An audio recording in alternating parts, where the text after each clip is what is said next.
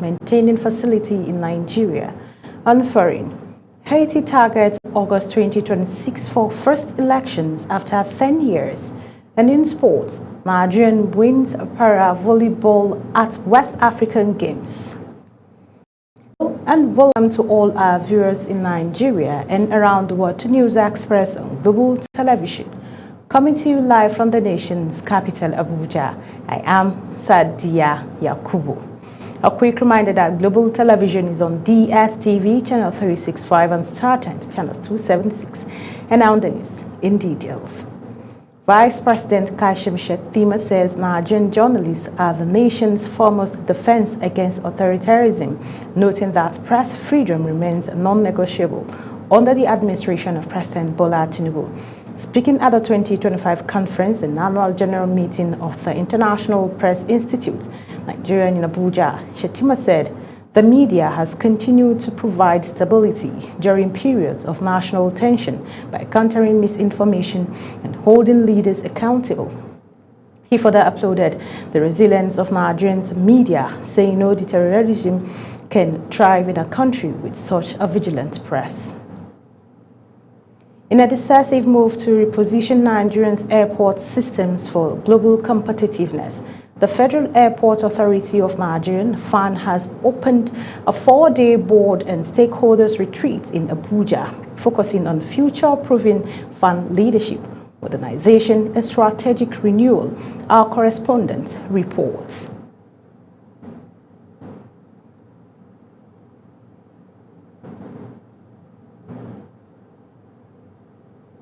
Setting the tone for retreat, the Chairman Federal Airport Authority of Nigeria Governing Board, Dr. Umar Abdullahi Ganduje, said the meeting offers a crucial moment to reaffirm the agency's long-term vision, prepare it for fast-evolving challenges within the aviation industry.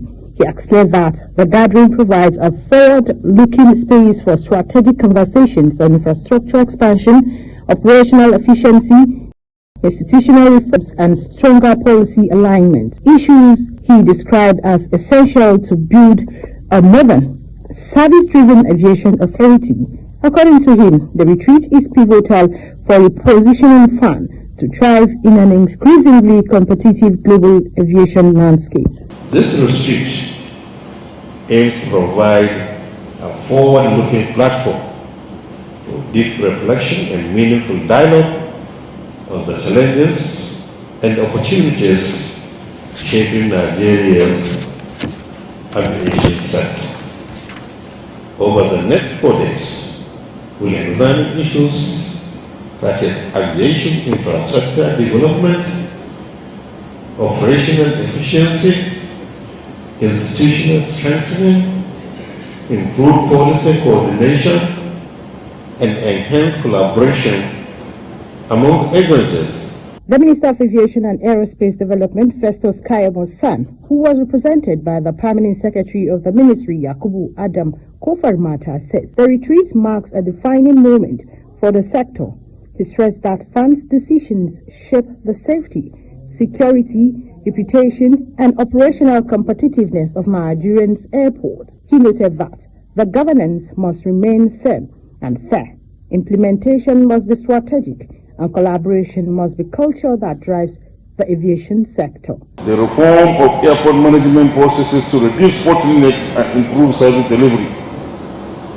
Introduction of customer-centric initiatives designed to enhance airport cleanliness, comfort, and efficiency for financial and institutional reforms. Managing Director and Chief Executive FAN Olubunmi Kuku emphasized the importance of collective resolve, transparency, and strategic foresight as FAN works to boost operational resilience, enhance profitability, as well as embrace innovation. Kuku noted that the retreat provides the blueprint for building a future-ready FAN anchored on service excellence and modernization. The theme that we have chosen, future-proofing FAN, leadership, modernization, and strategic renewal, is both a mission statement and a call to action. If the momentum built over these 4 days is sustained, Nigeria's airport will not only function better, They will stand as symbols of national confidence and competitiveness. This retreat closes with a renewed mandate and a unified resolve to transform today's conversation into measurable progress and to position FAM as the true driver to aviation excellence in 2025 and beyond. Sadia Yakubu, Chief of Staff to the former All Progressives Congress APC National Chairman and former Commissioner for Information and Internal Affairs in Kano State, Muhammad Garba, has criticized the NNPP-led administration over what he described as an embarrassingly poor and unacceptable budget performance in the first 3 quarters of 2025.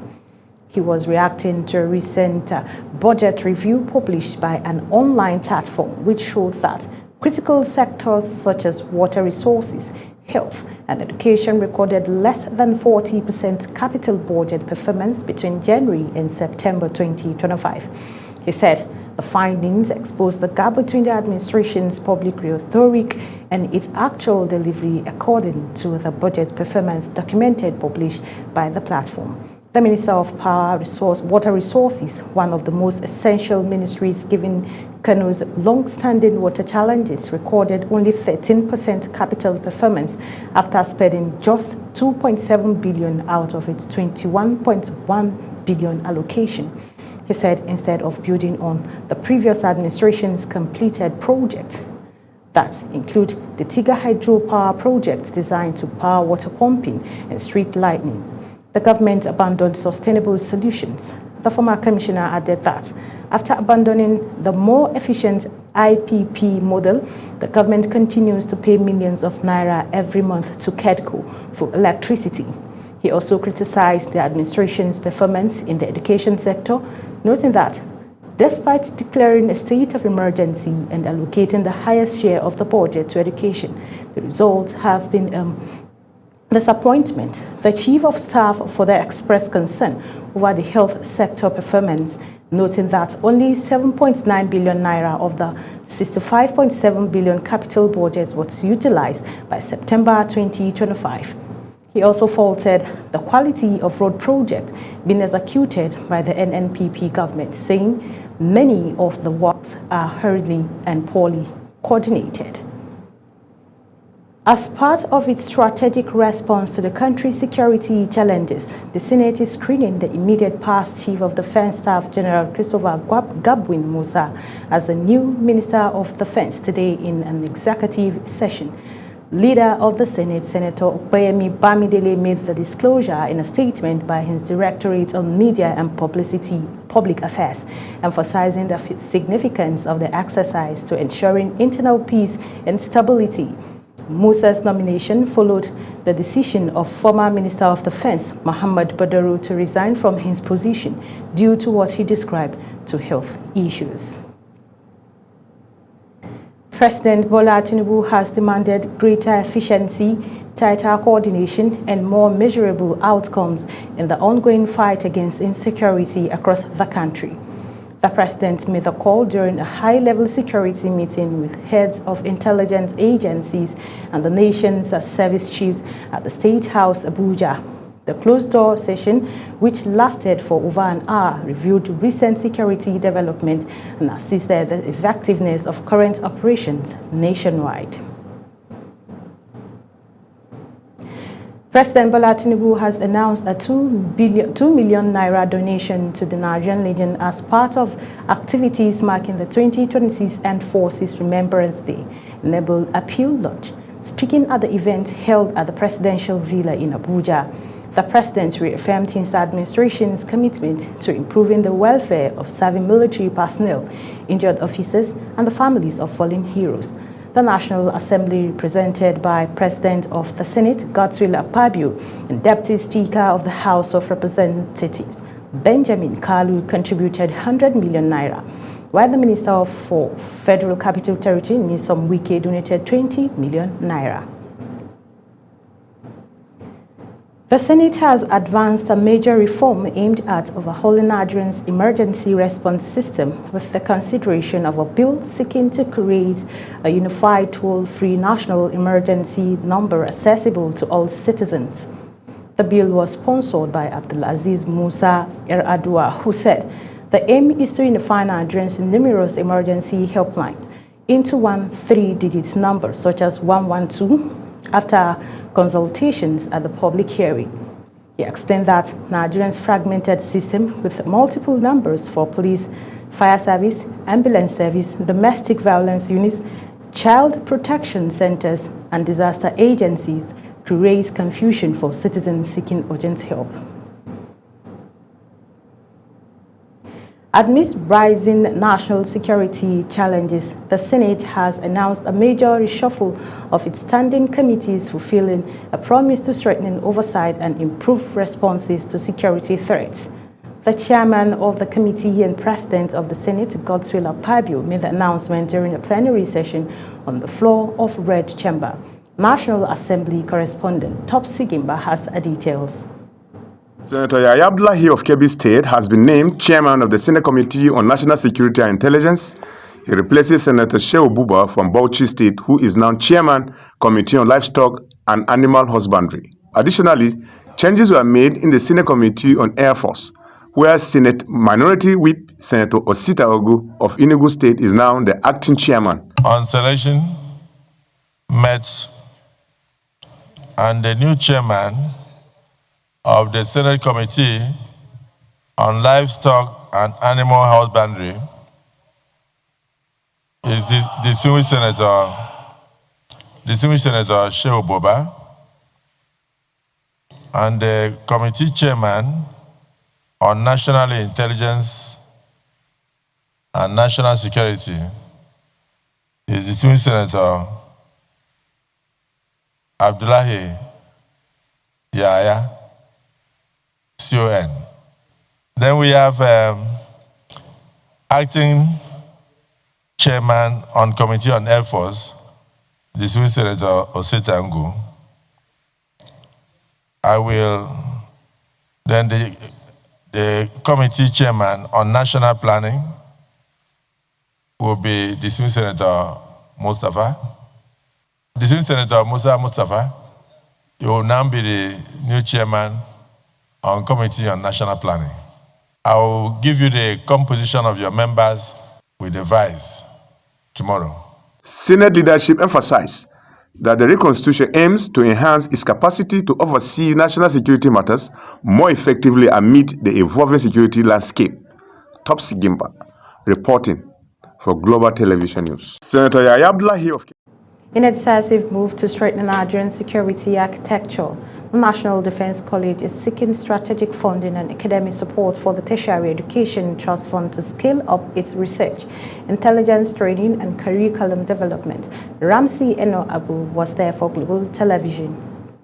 The commandant of the National Defense College, Rear Admiral Abdullahi Ahmed, led a delegation to the TED Fund headquarters in Abuja, outlining the college's urgent need to modernize its programs to meet emerging security threats. Rear Admiral Ahmed says updating the college curriculum is critical to producing officers equipped with world-class analytical and strategic skills, adding that TED Fund's collaboration will help set new benchmark in defense education. We've initiated to review the curriculum of the college, and we believe strongly that this agency will have an input to give us, to contribute so that the college can reach that gold standard that we're aiming at. Particularly, we are looking at the application of artificial intelligence in strategic thinking and policy making. So we require the TED Fund support in that respect. Responding, Executive Secretary of TED Fund, Sonny Echonu, assured the delegation that the Defense College will benefit from existing thematic funding windows, including sponsorship opportunities for cutting-edge research and development. On the specific request of support, yes, we do support journals, and we have a fund that we make available for journals that are strategic, that research-based, that are also able to inform professionals, guide professionals in the sector to achieve, to carry out their studies, and also to benefit from the knowledge contained therein. So we will be welcoming requests for you for support, which we will process, and we should be able to support those journals. The specific ones that the African Review and your Peace Review that are so critical, what we do in those cases is that we subscribe to them and we buy significant numbers because they seem to come in periodically. The renewed partnership signals a stronger national commitment to enhancing defense capacity through research, innovation, and modern training tools. An investment expected to bolster Nigeria's strategic readiness in the face of evolving security challenges. Ramsey Enoch Agbo reporting for Global TV. First Lady Oluremi Tinubu says Nigeria must deepen its commitment to supporting and empowering persons with disabilities to live independently and participate fully in national life. The First Lady made the point in her message marking the 2025 International Day of Persons with Disabilities. Tinubu said, a truly inclusive society is one that ensures every citizen, regardless of physical or cognitive ability, has the opportunity to thrive, contribute, and be meaningfully integrated into social and economic life. You're watching the live broadcast of News Express. When News Express returns, federal government contractors launch a fresh protest over 500 billion naira debt. Details coming shortly, plus foreign and sports stories on the other side of this break. Please stay with us.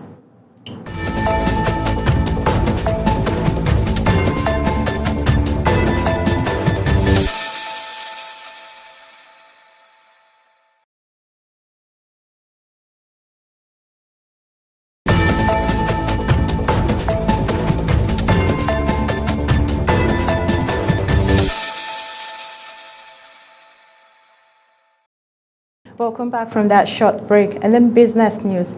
President Bola Tinubu has announced a landmark partnership between the federal government, global aircraft manufacturers, and United Kingdom-based Cranfield University to establish a world-class maintenance, repair, and overhaul facility in Nigeria. Tinubu said this while opening the maiden Nigerian International Air Show in Abuja, represented by the Secretary to the Government of the Federation, George Akume.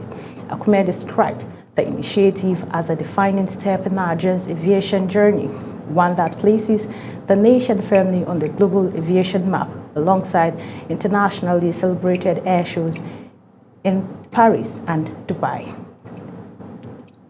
Local contractors under the All Indigenous Contractors Association of Nigeria have returned to the Federal Ministry of Finance, blocking both entrances as they pressed for the payment of what they described as long overdue debt for completed government projects.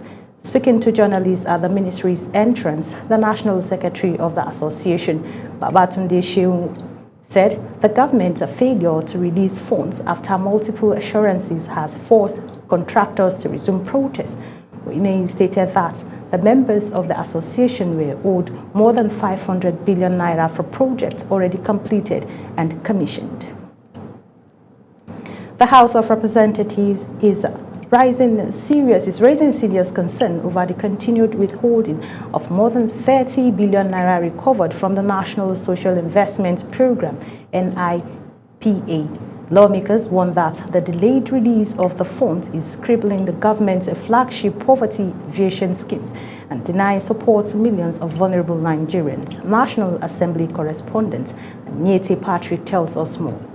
The alarm was triggered during Tuesday's plenary after a motion of urgent public importance moved by Saidu Abdullahi, member representing Niger State. Abdullahi told the House that NSIPA is the federal government's central coordinating body for major social intervention programs, from the GEEP micro credit schemes to the homegrown school feeding program and the grants for vulnerable groups. He said these initiatives were designed to lift poor households, boost school nutrition, support small businesses, and stabilize communities across the country. Credible sources have indicated that this recovery funds estimated that over 30 billion have not been remitted into NSIPA's designated treasury single account, thereby stalling program implementation and leaving millions of intended beneficiaries without the social and the economic support envisioned by the federal government. The lawmaker recalled that President Bola Tinubu suspended NSIPA operations in January 2024 to allow for a thorough investigation into alleged financial misconduct. According to him, various security and anti-corruption agencies subsequently traced, froze, and recovered billions of naira from commercial banks and payment service providers' funds originally meant for key programs like trader money, market money, farmer money, and the vulnerable groups grant. He warned that the delay is stalling the implementation of social programs and leaving millions of intended beneficiaries without critical economic relief. Deeply concerned that the prolonged non-release of these funds undermines the Renew Hope agenda by slowing down poverty alleviation efforts, weakening small-scale enterprises, exacerbating hardship in rural and urban communities, delaying local economic stimulation, and eroding public trust in the government's social protection commitments. Responding to the motion, Deputy Speaker Benjamin Kalu, who presided over plenary, announced that an ad hoc committee will be constituted to investigate all funds recovered from NSIPA between 2024 and 2025. The Constitution will start from tomorrow. After we finish our consideration of report, because the other paper is going to be light, we'll start debate on the Constitution. This will take place tomorrow, Wednesday. He assured that the committee's findings will help establish accountability and determine the exact status of the withdrawed funds. From the National Assembly, Anie T. Patrick reporting for Global TV News. Illegal mining in South Africa is a complex and widespread issue driven by poverty, high unemployment rates, and the existence of numerous abandoned mines. The practice, largely carried out by informal miners known as Zama-Zamas, a Zulu term meaning hustlers or those who try their luck, has significantly negative impact on the economic communities and the environment. Abomofwebi now reports. Illegal mining has flourished in South Africa in recent decades, as many industrial mines have been exhausted. Analysts estimate there are about 30,000 Zama-Zama illegal miners, producing 10% of South Africa's gold output in 6,000 abandoned mine shafts, often controlled by violent criminal syndicates. The miners, illegal as their activities may be, think of their trade as one that contributes to the well-being of communities as well as adds value to the local economy. We have to talk about equity and recognize that our people, ever since the beginning of time here in Ermelo, have never benefited anything. I'm not talking about surviving. I'm talking about benefit, meaningful participation and benefit from the minerals. Never. However, locals say they have not benefited from large-scale formal mining and fear being left behind by a move to green energy. These things we're doing here is playing a big role to the communities, because this coal we transported from here to communities.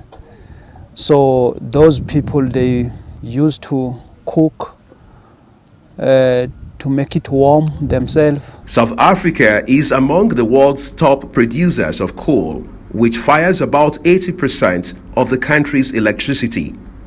Ranked among the 12 largest greenhouse gas emitters globally, the country became in 2021 the first in the world to sign a Just Energy Transition Partnership deal with wealthy nations worth $8.5 billion to move away from dirty power generation.